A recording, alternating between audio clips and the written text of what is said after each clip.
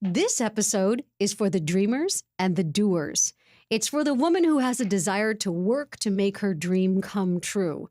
And most of all, it's a life lesson because sometimes our dreams come true in ways we never imagined.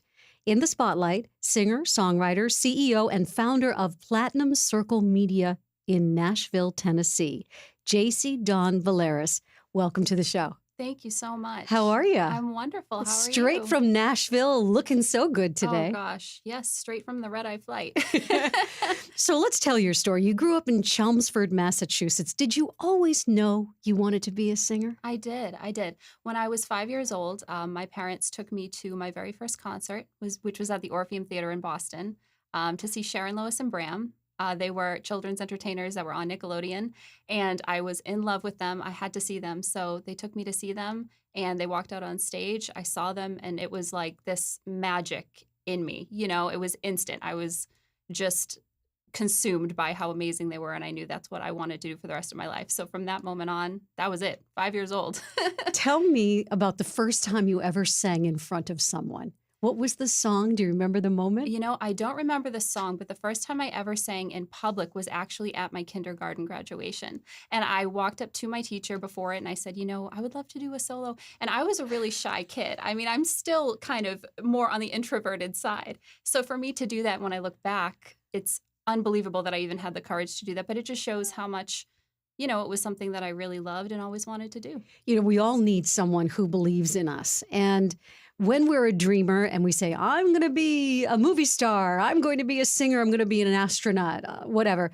Who was that person for you who believed in you? Oh my gosh. You know, I was so lucky to have both of my parents who encouraged me from day one. My dad was in music before I was born. He actually went to Berklee School of Music. And so he was involved in that, you know, before I came into the world. And then when he wanted a family, he kind of slowed that down to start his own life. But he always encouraged me. My mom always encouraged me. My grandmother encouraged me. So from very early on, I was blessed, you know, absolutely beyond belief to have people that cared enough about me to do that. What happens to you when you sing? You know, I feel like it's something that's always been a part of me. So it's just a natural thing. I don't feel, you know, any different than I do just sitting here across from you. It's something that's always been a thing that makes me happy. And I absolutely love doing it. I'll always do it for the rest of my life. Not only are you a singer, but you're also a songwriter. And I have so much respect for songwriters. It's a discipline, it's an art, and I have had a chance to talk to so many songwriters, and my favorite is James Taylor. And I asked him to tell me about his method for writing a song. And he said, well, you know, I just get phrases, sentences that just pop into my head. And I keep a little pad of paper and a pen in my pocket. And I'll just, almost like a reporter, right? And he'll just write down that line and then stick it back in his pocket. And so his wife has learned long ago to never throw away pieces of paper that she finds in his pockets. And then he takes all those pieces of paper and he puts them on the table. And here was what he said to me: I bring them home. And there's my story. Wow. Isn't that cool? That's incredible. How do you write a song? You know, I first started off writing without an instrument. I didn't know how to play any instrument, and I started writing out of necessity. When I was about 21 years old, I had some vocal issues, and I lost the ability to sing. For about a year, I was having lots of problems. I had to quit performing. It was devastating to me. So I decided that I needed to somehow continue in music. So what was I going to do? The only thing I could think about was writing, but I didn't know how to play an instrument. So what do? So I sat down and I just started writing out lyrics, you know, and thinking of melodies in my head and putting them together. And I found great other musicians who knew how to play a lot better than I did. So you could just say, it goes like this, and just hum it, and they would find the notes, right? Exactly. So that's how it started. And then I eventually learned to play guitar, and it grew from there. But I still always revert back to that because that's how I taught myself, you know? So I always start with lyrics and a melody and then apply the music later. So let's talk about losing your voice, because that's every singer's nightmare. It is. Tell me that story. It is, yeah. And it's something I haven't really talked too much about at all before, but I was doing a performance up in New Hampshire at a fairground, and I had been performing outside at venues all summer for years, 4-hour sets. And it got to the point where my voice was just completely shot. It was just, it needed a break, you know? And I didn't listen to it, and I should have. And so I was in the middle of a song. I went to hit a high note, and my voice just completely stopped. It was, you know, the universe going, nope, you need to take a step back here. So I had to stop halfway through that show. I had to cancel the rest of the year's shows that I had planned out. And I mean, I was performing 2 to 3 times a week. It was life changing for me. But you know, I tend to not look at it like that, because looking back, it led me to this whole other thing that my life has become. And without that happening to me, who knows, you know? So You packed up your car and you moved to Nashville in 2009 to pursue the dream of making it in country music. And there was a boy involved, from what I understand. Tell us the story. yes, I had been visiting Nashville from about 2002 when I graduated high school, and I knew that I had always wanted to move there. So in 2009, my then boyfriend, who is now my husband, I'm glad we that worked out. it did work out, thank God.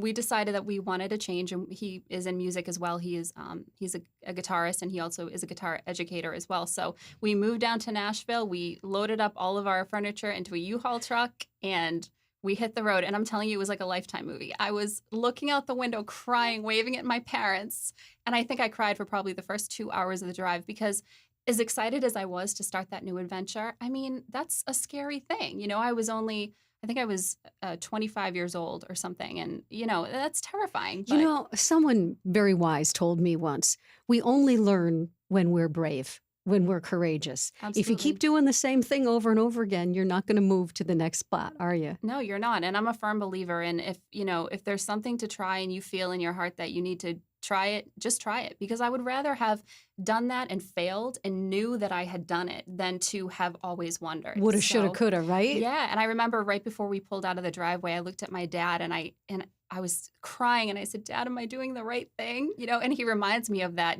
all the time. He's like, "So what do you think? Did you make the right decision?" What did he say at that He said, moment? "Yes." He said, "You are doing the right thing." And he just reassured me, and my mom reassured me, and it was, I don't know, I don't regret it. On the other hand, there are often naysayers, people who will say, good luck, kid, you'll never make it. hmm Did you experience this along the way, and how'd you get past it? I did actually. I was just telling someone this story. I had 2 teachers that I admired at the time, who basically said to me, "You don't have the confidence that it takes to pursue a career in the music industry."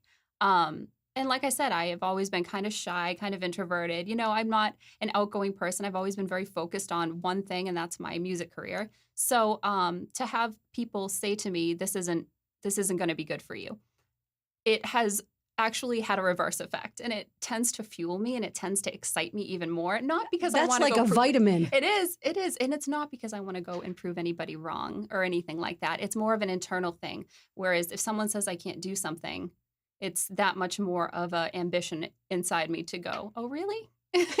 Watch me. Exactly. Describe the energy of Nashville to us, and specifically the music community there. Oh, it's huge. It's absolutely phenomenal. I mean, the whole town is like on fire with music 24/7, and not just country music. I think that's what initially had made me want to move there. I was always a huge lover of classic country music. I grew up on 90s country music and early 2000s country music. And so when I went there, that for the first time, that vibe was still so alive, you know, and it still is, but it has since graduated to pop music and R&B and blues and all this. And no matter where you go, any day of the week, you are sure to find phenomenal music.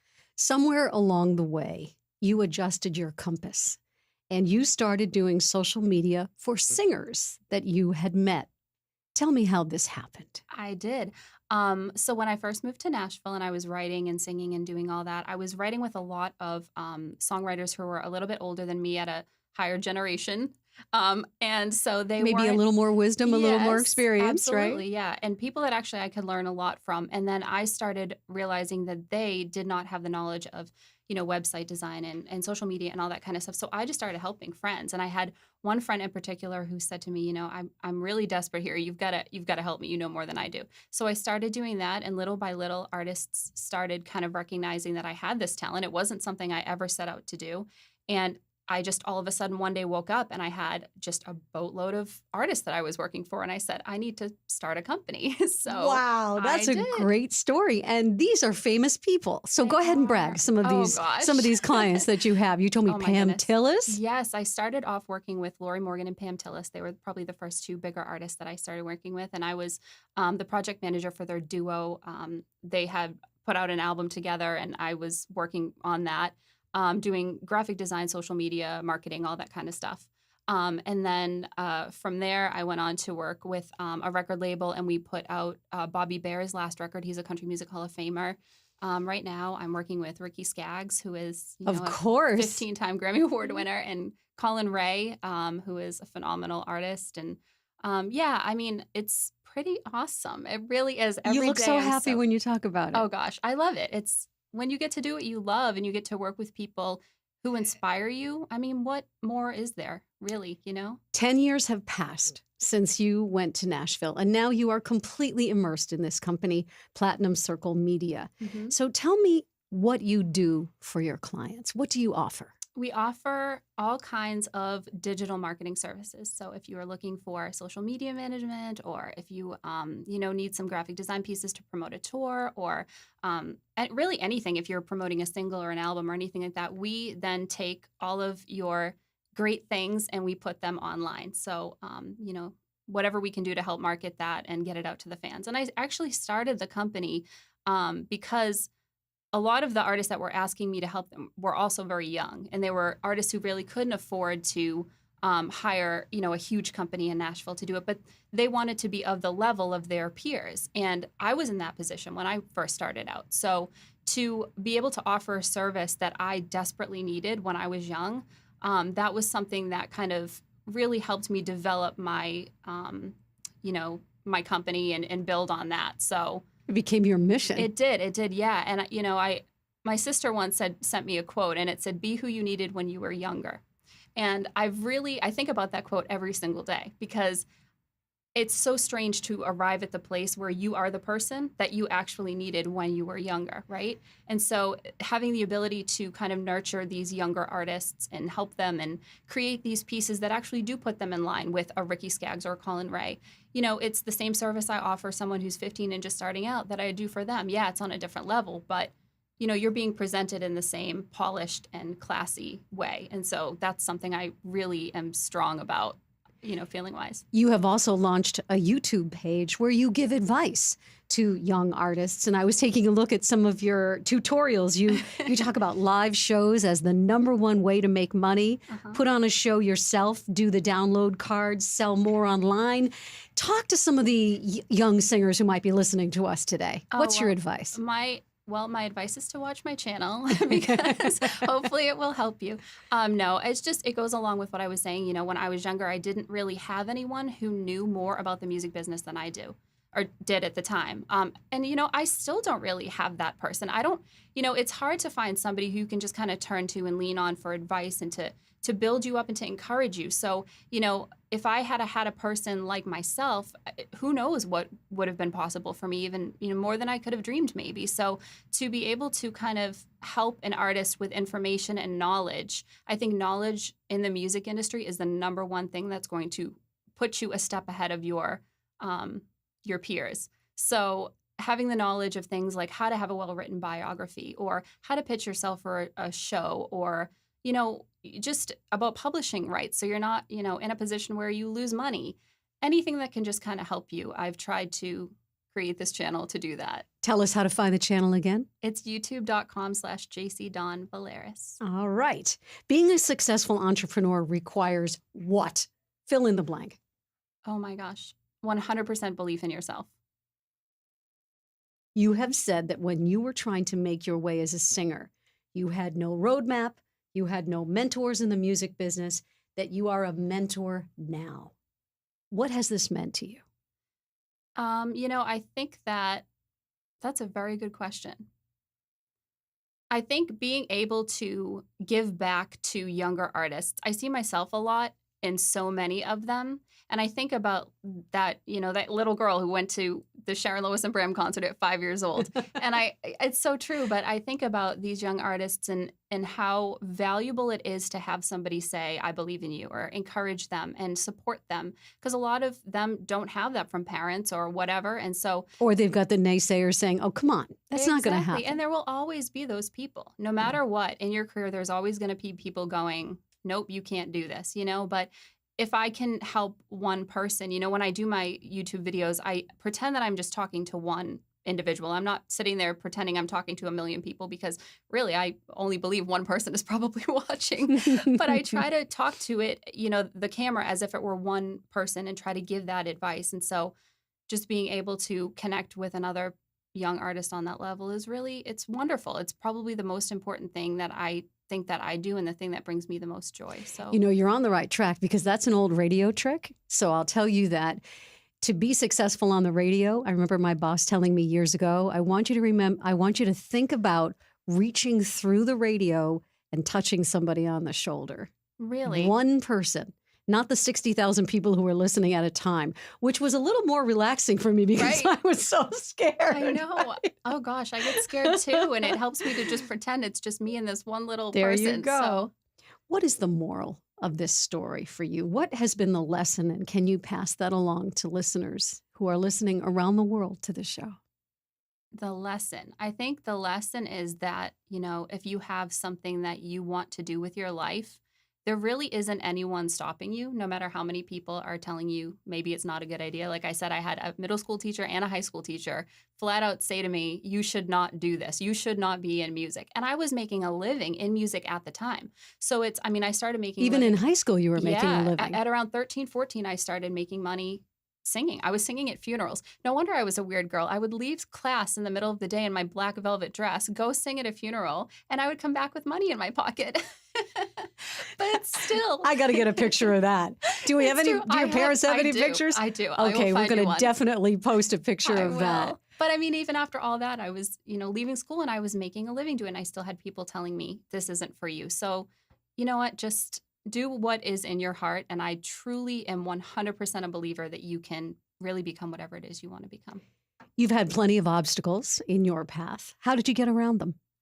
I don't really choose to look at them as obstacles. I try to see something that happens to me, like when I lost my voice, and I try to make good out of it. Because as I've gotten older and I've looked over the history of what I've done in my life, every time I have thought that it was going to be the end of the road for me, it has led me someplace better. And I think with experience and age comes being able to look back on your life and seeing that, maybe not in the moment necessarily. There are still things that happen to me, and I'm like, why is this happening? Right. But eventually I always find that it will present itself in a way that I understand it and have moved on and become better because of it.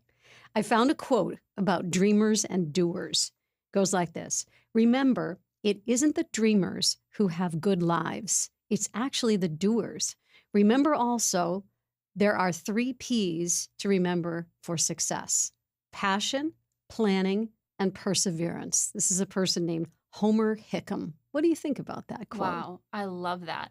I absolutely believe that. I think that you have to, I'm really big on business plans, and I don't think you have to be some financial guru to make a business plan for your life. I think you need to sit down and say, this is what I want to do. This is where I want to go. And I do see a lot of young artists coming into Nashville who don't have this mentality.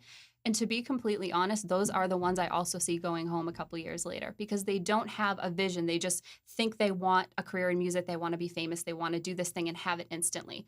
But if you sit back and you really look at the next couple years of your life and say, this is what I want to do, and you start to create the steps to make that happen, chances are it's probably going to happen for you. And I'm really big on wish boards and dream boards and envisioning things. I like to make lists of goals that I want to achieve. And I have a huge cork board above my desk with all the things in pictures that I hope to have happen for me. And I'm a big believer, if you can visualize things and think of them every single day, they're always in your head. So every opportunity that comes your way, you can begin planning. Oh, that could lead to this, and this could lead to this. So yes, it sounds like you've been reading The Secret lately. Oh my gosh, I'm such a lover of my favorite books. The Secret. Me too. I believe it 100%. I think we all have the ability to, to do what we want. You flip on the radio and you hear a great song. What makes a great song? Jacy Dawn Valeras. I think a great song is any song that makes you feel something. You know, it's something that makes you feel happy or sad or kind of defines a time in your life. I think music for me is very nostalgic. If I hear a song, I remember exactly where I was when I heard it. I remember the feeling I had, what the weather was like, you know. So I think a song is something that really creates a good feeling within you, happy or sad. Success means different things to different people at different times in their lives. Right now, where you are in this life that you continue to evolve in, what does success mean to you? I've thought a lot about this question because when I was younger, I used to think that success was a certain thing that you could get. You know, it was an award, or if I could do a show with this person, or if I had this much money in my bank account. But I think that as you get older, you realize some of those things you thought weren't attainable really are maybe attainable. And so when you get them, you don't have that feeling of I've made it or this is success. So for me, right now, I always think back to my younger self. It's, you know, would what I'm doing right now make that little girl proud? I'm sitting across from Candy O'Terry doing an interview, and that would make Jacy very proud. So Because you listened to me when you were a little girl, I right? did. I always listen to you. And I mean, but that's what it's all about, getting to, you know, do things that make you proud and make the younger version of yourself proud. And I think that's what success is for me anyways. I want to say thank you so much for telling us your story, sharing your wisdom on the story behind her success. Jacy Dawn Valeras, thanks so much. Thank you so much for having me.